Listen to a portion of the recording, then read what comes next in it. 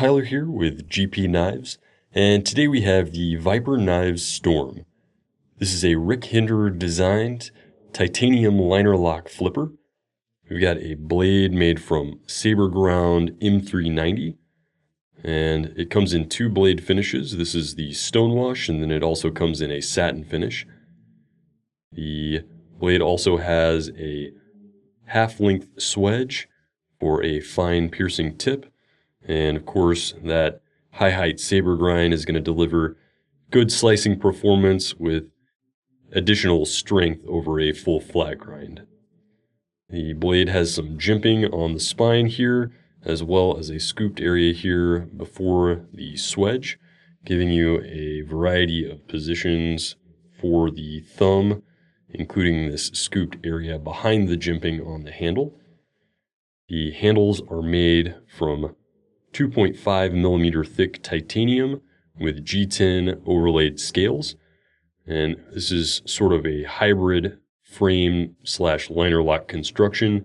So you get an extra thick liner here that is going to deliver strength like a frame lock would, but with the classy look and feel of a liner lock. You can also see that there are some cutouts on the scales here, giving a more interesting visual appeal, as well as enhanced in-hand ergonomics.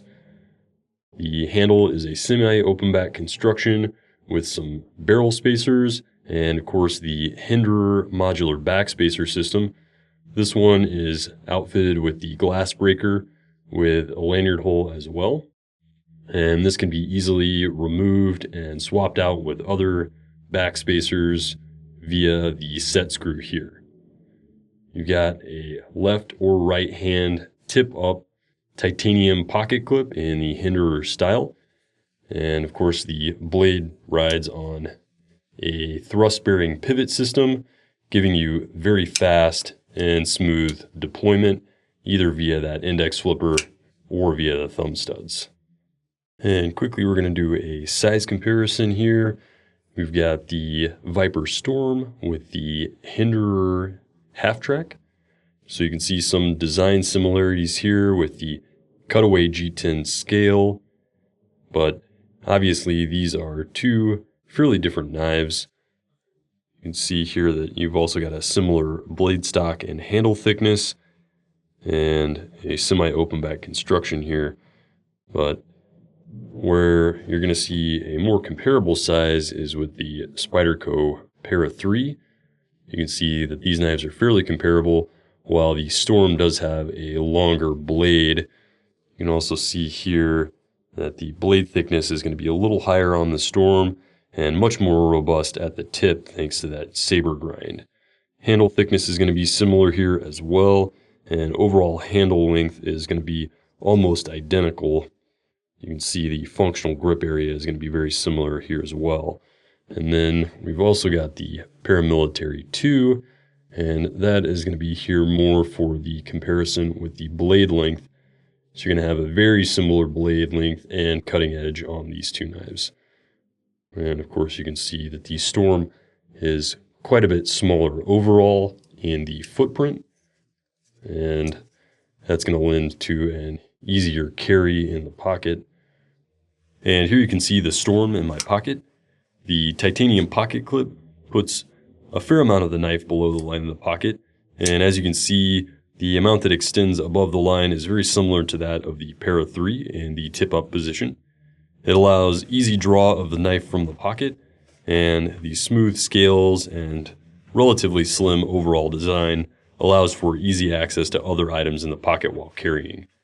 And as you can see, the knife deploys quickly and readily for use on the thrust-bearing pivot. Now, as stated previously, there are two blade finishes. Here you can see the satin finish blade, and this is going to have a satin finish on both the grinds and the flats.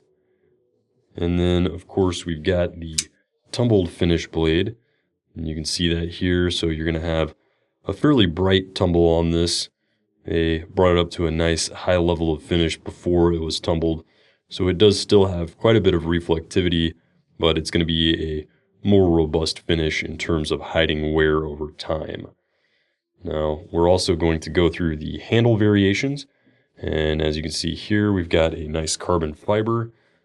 We've got a black G10, and these are all the tumbled blades.